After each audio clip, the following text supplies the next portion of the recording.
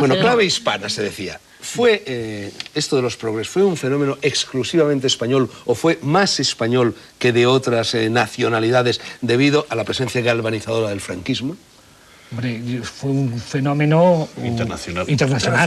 De verdad, totalmente internacional. En Italia lo había. Y en Francia lo había. Y en Estados Unidos. En Noruega. Joan Baez es la esencia de lo progre. Joan Baez y las marchas pacifistas.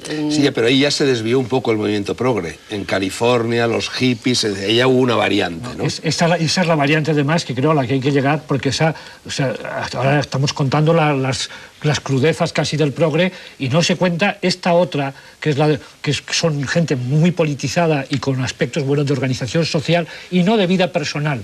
Y en ese sentido afecta menos a la expresión de los sentimientos y a la vida sexual. Y ahí estuvieron los hippies, que hicieron una labor extraordinaria. Aquí el maestro Diego Manrique, que en sexo, drogas y rock and roll sabe todo, pues nos lo puede contar muy bien. Quisiera. Sí, no, lo sabes, y has hecho una historia además del rock. Pues habla todo, pero no nos dice nada, está calladito desde que ha empezado el debate. Bueno, pero llega, a mí estas ideas, por ejemplo, yo no las tenía, pero simplemente me basta con verlo y me vienen de él, ¿no? Sí, pero ¿por qué empiezan los hippies, Ramón? Yo creo que el progre, quedándose sin costes a los que agarrar. Contra la vieja izquierda americana. Contra la vieja izquierda americana y no solo americana. Bueno, los hippies también contra el Partido Comunista aquí, cuando los chicos de la universidad cantaban ni Franco ni Carrillo no nos moverán, etcétera, etcétera. Es decir, el progre empieza, al menos en España y en todo el mundo, unido a la izquierda y unido al antifranquismo. A medida que la izquierda va entrando en crisis, ellos van buscando otras agarraderas. Unas serán los hippies, luego cuando se desploma el muro de Berlín, pues nuevas agarraderas, que si las ONGs, que si los verdes, ahora es la antiglobalización. Esos son los mecanismos de supervivencia. Pero eso es, en el fondo, es donde yo salvo al progre. Si el progre no hubiera existido, porque también habría que haberlo inventado. Quiero decir que ha sido muy motor de muchas cosas, con toda su buena intención, a veces con la caricatura, porque aquí hay algo de caricatura. Pero efectivamente, ¿cómo? Vamos a ver, un día le decía a Pilar del Castillo, que fue militante de bandera roja, del PC, por tanto. Sí. Yo le decía, estaba muy preocupada por las manifestaciones en la universidad y tal, y no sé qué. Y dije, vamos a ver, Pilar, si un chaval a los 20 años no es antigubernamental, ¿qué coño va a ser a los 20 años? Es que biológicamente ha de ser antigubernamental. Bueno, es la vieja frase de Bernard Shaw, me parece. Alejo nos ha dicho que no, y su caso ya lo tenemos. Pero tampoco progubernamental. Yo biológicamente debía estar desviado, porque no era progre. Pero eras progubernamental. Pero no, tampoco. Me parecía una cosa muy ordinaria. Tú estarías en lo estético, absolutamente. Como ha dicho. Pero en esta época, pues tenía 20 años, 18, me acuerdo de, pues, no sé, el grupito que yo estaba tal, pues leíamos, no sé, pues, el Cuarteto de Alejandría, ¿sabes? Cosas así. También lo leíamos los progres, Eso era nuestro. Sí, también lo leíamos. Bueno, sí, no se metan en política porque era una faciedad. Pero tú quizá tenías otra cara, veías otra cara del fenómeno progre porque estabas en Barcelona. No, pero en Barcelona, y allí estaba la Ghost Divine, que era más progre que nadie, pero al mismo tiempo más rica, con más mundo, más europea, más cosmopolita que la de Madrid, ¿no? Sí, claro, sí. La Ghost Divine tenía ese toque europeo cosmopolita, sin duda, refinado, ¿no? Sí. Te diré también un puto cínico, ¿eh? Sí. Muy elitista también. Incluso, y un poco falso, por ejemplo, ese verso que yo nunca me he creído del poeta que más admiro de los últimos 50 años, que me parece el mejor, y lo digo en los clásicos en la empresa, que es Jaime Gil de Viedma. Tiene un poema en que habla del resentimiento contra la clase en que nací, la clase contra la burguesía. Yo eso nunca me lo he podido creer demasiado, porque ahí sí que veo un progre en el sentido de falso, porque él lucha contra eso, pero lucha de una forma, y digamos, pasa por el PC un tiempo, y bueno, pero eso no me lo puedo creer demasiado, porque en principio uno, pues con su clase, sobre todo cuando ha vivido bien, pues digamos que se revela un poco de boquilla, y de hecho, pues ahí es un punto que digo que siendo yo adicto casi a él, tengo mis reparos a la hora de creérmelo. La Ghost Divine, que no se negaba a sí misma a ninguno de los placeres de la vida, no tiene nada que ver con el progre que describe Antonio. Nada. Es otro género. No, era un coto vedado. Es otro género, era distinto, vamos. Lo que dices, muy refinado, muy elitista. Y bueno, además con una capacidad de ironía sangrienta sobre la izquierda clásica absolutamente inmisericordia. Vamos. ¿Tiene alguna significación el hecho de que el único que nunca fue progre, Alejo Vidal Quadras, sea el único que aquí lleva corbata?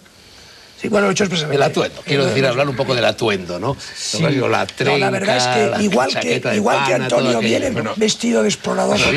Viene vestido de Miguel de la Cuadra.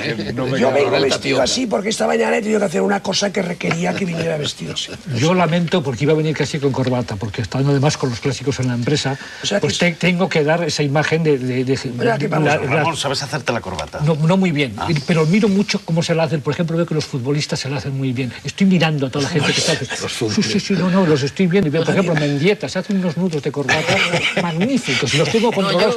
Una de las conquistas de los progres de la época fue la indumentaria. O sea, que para las mujeres sobre todo, el hecho de que yo...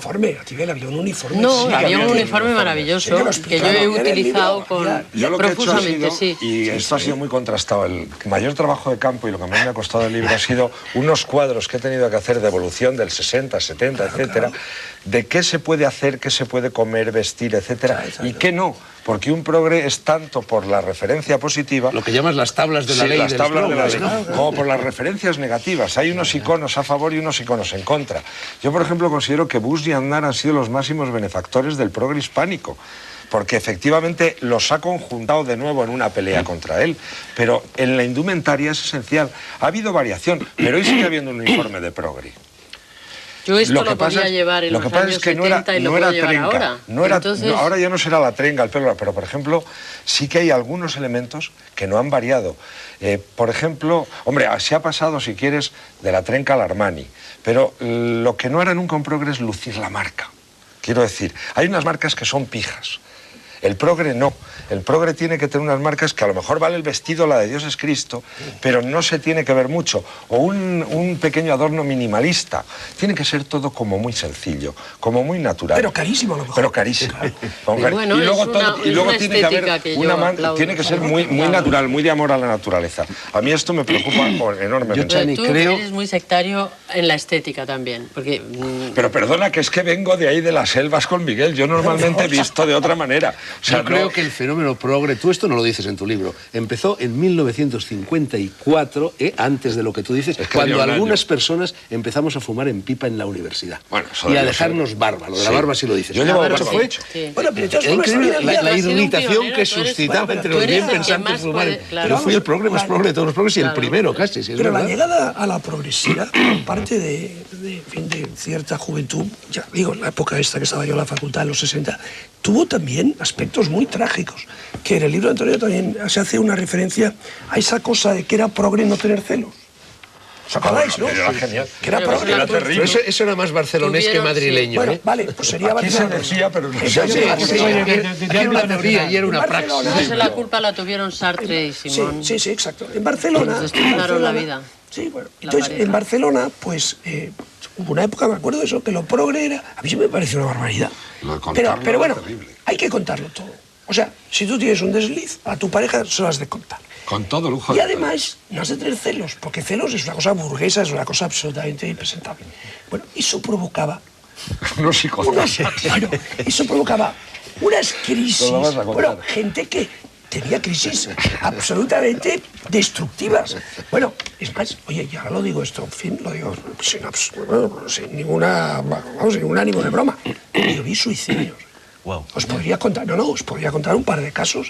Yo creo que alguno, si quizá lo recuerdes, o sea, casos célebres en Barcelona, de gente que, porque no se podía tener celos, iba aguantando, aquello se iba acumulando dentro y acaba en drama auténtico. No, pero estáis hablando de la caricatura del progre, como de la caricatura, se puede hablar de las primeras sufragistas, a las que yo pongo velas todos los días, porque gracias a ella pues las mujeres estamos donde estamos, digo, las mujeres europeas, porque otras, las pobres, no están donde nosotras. Entonces, esos excesos caricaturescos, esas cosas que contáis tan ridículas de la progresía o del progre, son inevitables. Gracias a esos excesos y a esos extremismos, nosotros podemos vivir un poco del cuento. La gente moderada como yo, que no hemos dicho nunca Estado español, que no hemos hecho nunca la caricatura del progre, pues vivimos gracias a los excesos de los demás. Imagínate si en vez de hacer este libro, y me lo han dicho, se hace un libro sobre lo que eran los carcas de la época. ahí sí que la caricatura es verdaderamente terrorífica. Terrorífica. Quiero decir que, mira, que efectivamente aquí nos podemos reír un poco, y yo creo que hasta con cierta satisfacción, y efectivamente señalando que es caricatura. Pero si tuviera que hacer la caricatura de lo que era el Carca, eso sería, ya no habría tanta... Porque era... Pero como dice Natividad, se ha hecho muchas veces. Incluso hace mucho tiempo, claro, en Las sombras de Miura. Exactamente. Y ahora quizás yo veía aquí un hueco que cubrir, porque creo que no se había hecho nunca, y se había hecho, sobre todo no se había hecho nunca lo del progre desde la propia izquierda, desde alguien que sí lo es, y por eso, y que encima les dedica el libro a los tontos y bienintencionados como yo. ¿Sigue siendo de izquierda? Lo saludable, sí, que no se enteren los marianos. Lo saludable del libro precisamente es la autocrítica, porque el progre no tiene demasiada capacidad autocrítica. Entonces, yo en ese aspecto el libro lo encuentro muy saludable.